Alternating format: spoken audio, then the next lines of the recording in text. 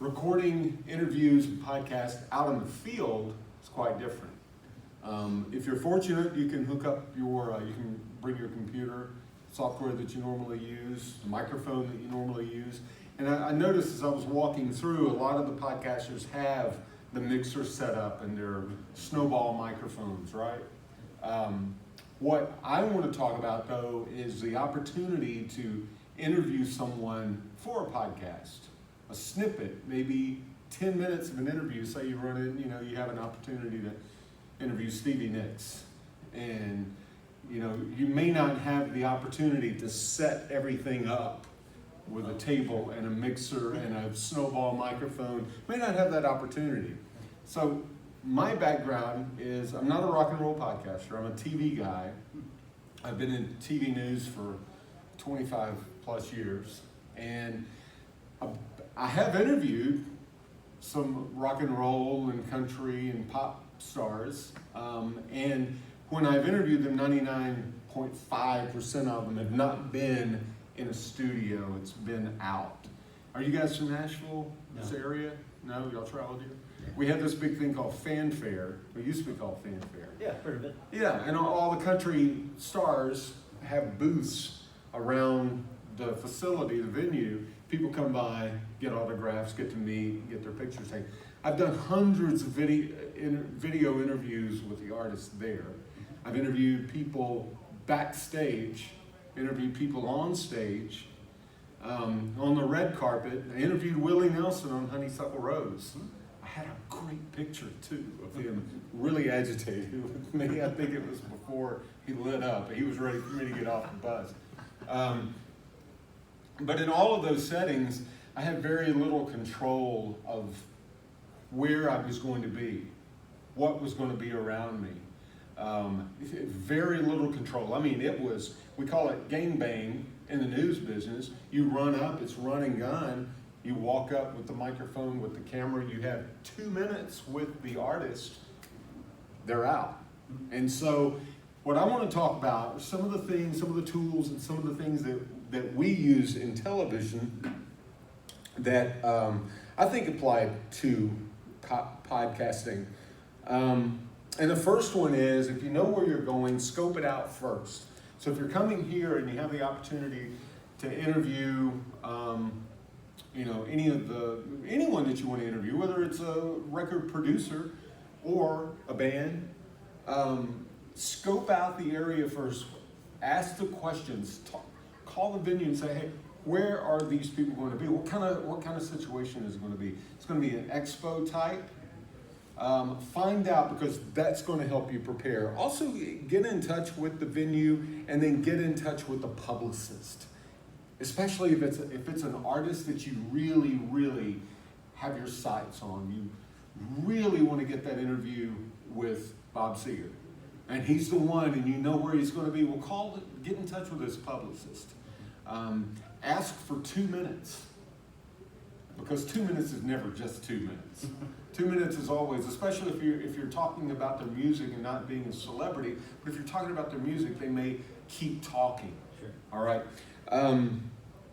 In some of these areas, and we'll get into the equipment in just a minute, because this is different equipment than you would have in a regular studio. But if you have the opportunity to, grab, for lack of a better word, someone that you want to interview, try to pull them off to the side. You know how loud it is in there. And the podcasts that are being recorded, they're going to have a lot of noise. You want to get the artist as far away from that noise as you can. Probably won't have an opportunity to do that, but you might. Pull them away. As strange as it sounds, you can interview someone here with a group of people in the room and interview them here, and it sounds a lot better or a lot worse. So you have that opportunity just to move. Avoid rooms with concrete and cinder block walls. Even the best equipment that you have, that they make, it's still going to sound like you're in a coffin.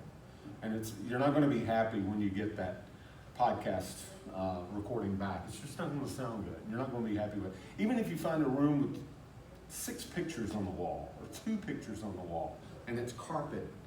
I would rather grab an artist in a hallway and pull them 20 feet away than try to interview someone in a concrete room.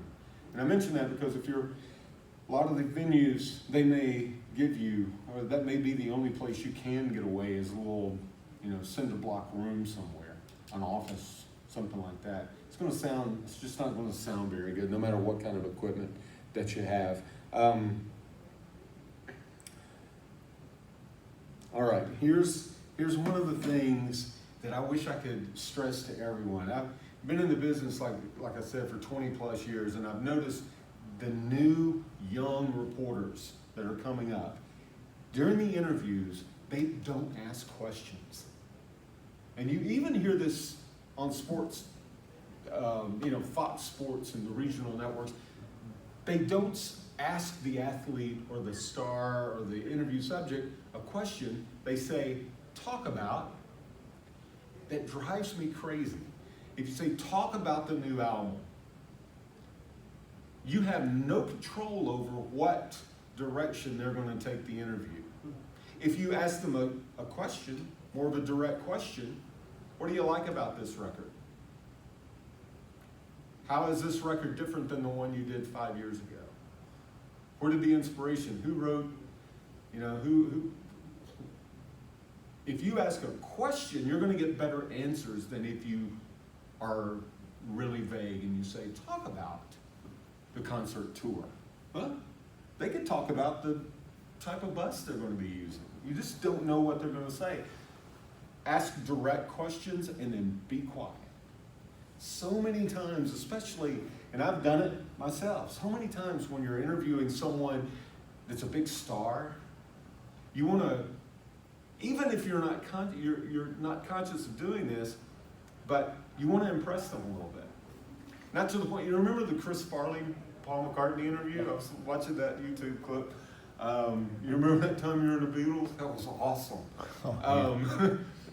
I've done that, and I hear people do that when they're asking a question.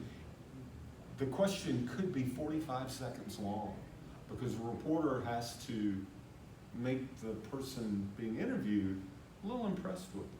Yeah, I know what you're talking about. I know what I'm talking about. No, ask the questions. One of the guys I work with, sportscaster, one of those old crusty newspaper guys that became in radio and then he became TV. 70 years old, just cigars smoking. Best interviewer I've ever worked with. He asked questions that were a sentence long and was quiet. Short questions get long answers, which is what you want as an interviewer. You want a long answer. You don't want the kind of interview that I had when I was just starting out and interviewed a football player about practice, and I said, how was practice? He said, it's hard. I said, well, can you elaborate a little bit? He said, it's been real hard. Ask a pointed, direct question, short questions, and you're going to get longer answers. So, equipment. Equipment is a lot different when you're recording in the field than you're recording in the studio. You probably know that already, but the snowball mics that are real popular, the can mics, those aren't, you can't really use those when you're interviewing, Stevie Nicks. I'll just keep going back to her because I was listening to her music, but you can't use that mic if you're catching her walking off the tour bus or coming out of an elevator. You need something, gosh, I wish I had brought those. Since I don't have the pictures, I wish I had brought those. So you need something that's portable, that records good audio. And I saw a couple of them out there, but the Tascam and the Zoom digital audio recorders, you know what I'm talking about? Those, here's my graphic. This is the silliest thing. But those, yeah. All right? Yep. So this is the Tascam, and that's what I've got, but the Zoom is very good too, but you really have to have that when you go out and you record out in the field. It's a great investment. It's only about $100. If you're getting one, you want to get one with the XLR inputs, the 3-prong inputs, because those are the professional microphones. It's going to sound much better if you're using a shotgun mic or a dynamic mic. If you're plugging in one that has the XLR, you want something like that. I use that not only in the field, but also in the studio when I'm doing an interview over Skype, or I'm doing an interview over Zoom or something else. I want a good backup, just in case. And so I will take my Tascam and hit play, or hit record and put it up next to the speaker, and you're gonna get good audio out of that for a backup. Sometimes you need that backup. Maybe you want it to be portable, you want to be able to take it somewhere, but at times, there's a corrupt file that you record, and if you've got a backup on an SD card, it saves you. And so I will use that, but I would highly recommend, if you are going to go out and go and interview, is to get one of those digital audio recorders. You can pair up 2 mics, you hook up 2 mics, you can walk around with one mic, or you can put a lavalier mic, a clip mic on the interview subject. You talk, it's going to be on separate channels. You're going to be able to take that back in the studio, get that edited, and it's going to sound beautiful. So if you have the 2 dynamic mics, do you just put the Tascam like in your pocket or something? Yeah, okay. yeah. And they generally come with a strap. Okay. So if, you just strap it right, hang it right over your neck. It'll be right here. I recommend the lavalier mic for at least one of them, or do a handheld interview like this. Are you going to be working by yourself? Are you going to be the run and gun? Or are you going to have a team? Yeah, that's what I do. You've got 2. Yeah, I've got a co-host. Okay, so that's going to help you guys, but you're going to have to think about 2 mics. Yeah. If you're doing in the field type interviews. These are more, they work fine. Let's say you're, backstage, you get an opportunity to record a podcast backstage. You might want to record that to edit, and then you can do your ins and outs back in the studio. We were, in Nassau Coliseum, for Styx reunion tour or whatever, and then you could play a portion of that. So you can record that to edit, give you a little bit of control. I'm a big believer in control. I want control of that podcast. I want to control how it sounds, and a lot of that is just in the planning. But the Tascam and the Zoom, I think, is probably the most important. Because you can use a condenser mic, a little condenser mic. I had this great shot from the movie Almost Famous, when William, the little 15, 14, 13, 17, he kept changing his age. Yeah. Interviewing Stillwater on the bus with a little cassette recorder from 1975 or 6, with a little condenser microphone that was, tossed in the box with it. And I'm sure that sounded okay, because he was able to get that microphone, close enough in a quiet setting. But I say, going back to that digital audio recorder, if you're going to be doing interviews in the field, I don't think there's a better way to record audio. The other important, consideration is the audio, is the microphone, what kind of microphone. And I'm not an audio engineer, so an audio engineer could really, and somebody's going to disagree with what other people think about microphones. But if you're in a setting like a concert or an expo, and there are other bands around, and there are hundreds of fans, even if they're just talking, not screaming or not music, you're going to pick up, if you have an omnidirectional microphone, it's going to pick up all of that sound. I was interviewing a guy just a couple of weeks ago with a lavalier microphone.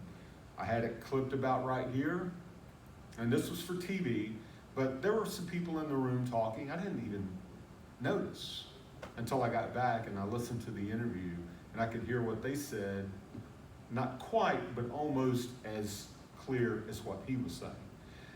And those little lavalier microphones are omnidirectional, so it's going to capture sound equally throughout the room. All the way around the microphone is pulling in. It's hearing and recording that. A directional or unidirectional microphone is perfect if you're in a setting like an expo, like backstage, where there is a lot of sound. Now there is some, and unidirectional, or they call it directional mics. Oftentimes it's a shotgun microphone. We have used in TV a Sennheiser MK60 for as long as I can remember. It's a shotgun mic, and you've seen them when you see the cameras, the big TV cameras. It's the microphone that is attached to the camera, and it works. It's a directional microphone, so it's going to focus on where it's pointed. So if I'm standing relatively close to you, it's going to pick up pretty good. Now there's it's going to record, it's going to capture good audio. There are some people who hate directional microphones for podcasts because sometimes they have the tendency not to sound natural because you're getting only this person. So it might not sound natural. Sometimes a cheaper, less expensive directional mic, I think you can tell a cheap mic with a directional mic more than you can tell a cheap omnidirectional dynamic mic. I believe you can tell a cheap shotgun microphone because it may sound real tinny, and they're not very good in the wind.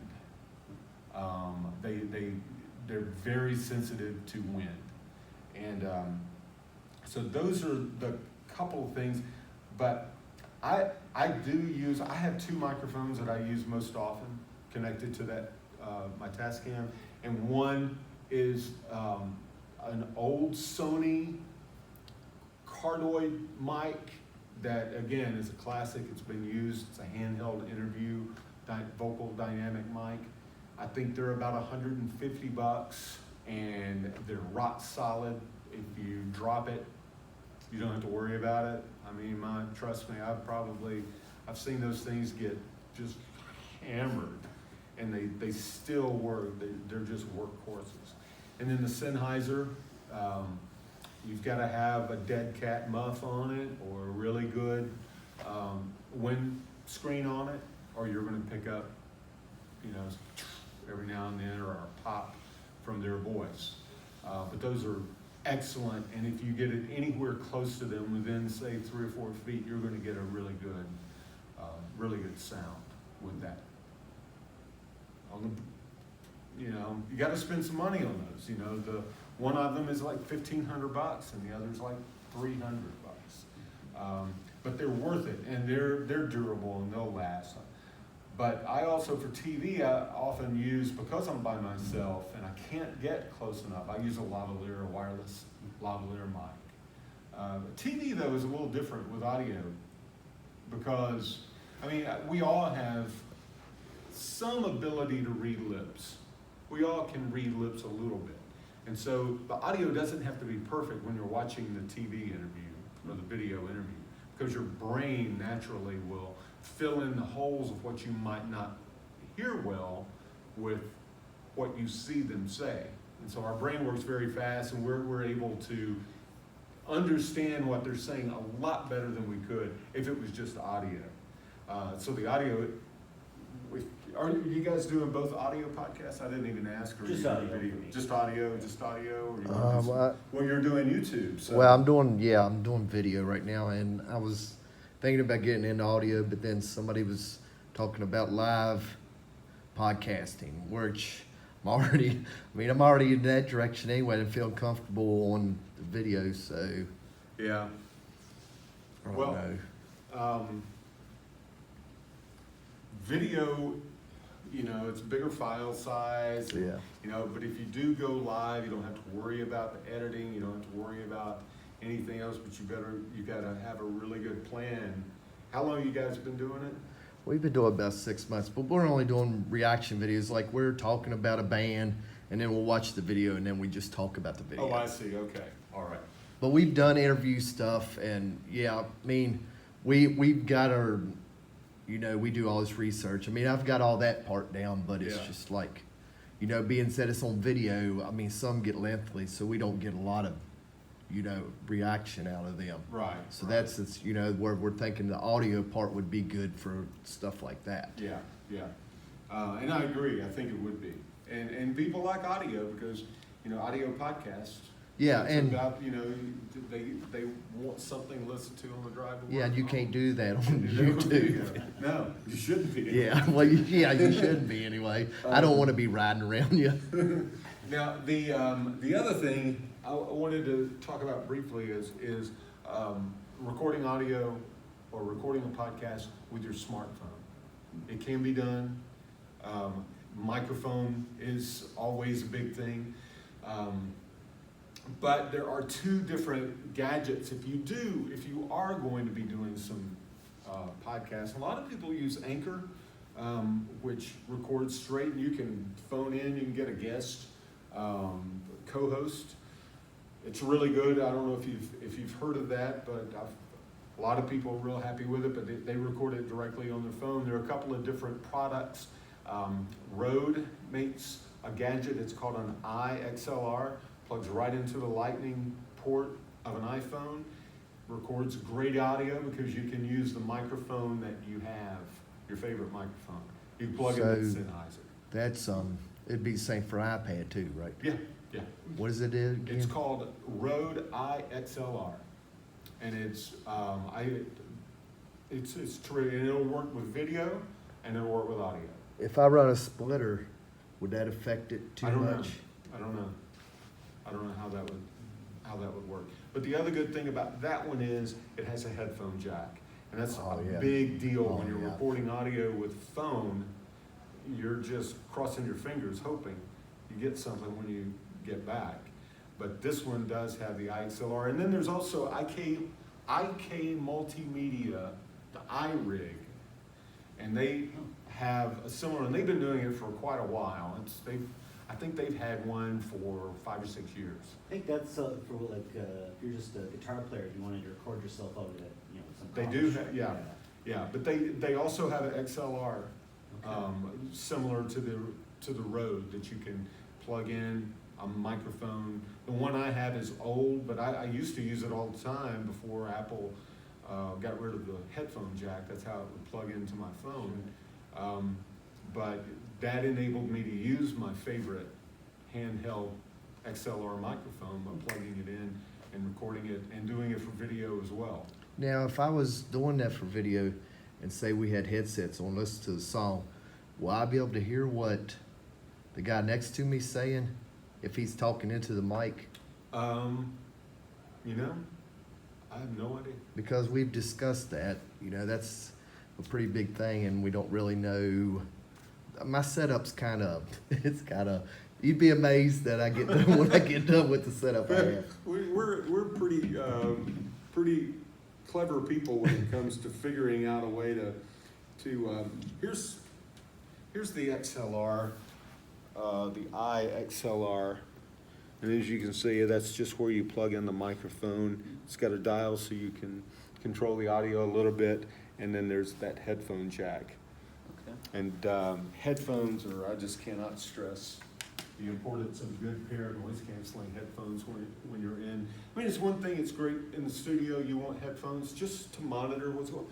But when you're backstage somewhere and there's a band, the opening or the main act is on stage and you get a chance to interview somebody, boy, if you don't have that headphone and a good microphone, you may not get anything when you get back. Years ago, here in Nashville at Fanfare, I watched an artist walk off the stage, and I could tell he was disgusted. He was an artist who was a songwriter, but became a main act, and he had a song on the top 40, and it was a good song, but I could tell, and he was so frustrated. It was one of those label shows where they perform for 30 minutes and then someone else comes up, and I could tell he was just, he walked backstage. I just grabbed my camera and just walked up to him and said, got a minute? And I could tell he didn't really want it. He was so frustrated. And when I asked him something, he quit. He said, that's it. That's my last show. He said, record label's not helping me. I'm not getting any support. Radio won't play my music. I quit. Put his guitar in his case and walked out. Were it not for the ability to run and gun and to grab that camera and have a microphone, knowing what I'm going to get, I would have never gotten that. But that played on TV stations around the country. Because like I said, he was, a top 40 act. And just, that was one of the wildest things. He just said, dude, I quit. Put his guitar in his case and dropped the mic, so to speak, and walked out. But that's all I have. Okay. Do y'all have any questions that I can help you with? No, but this was very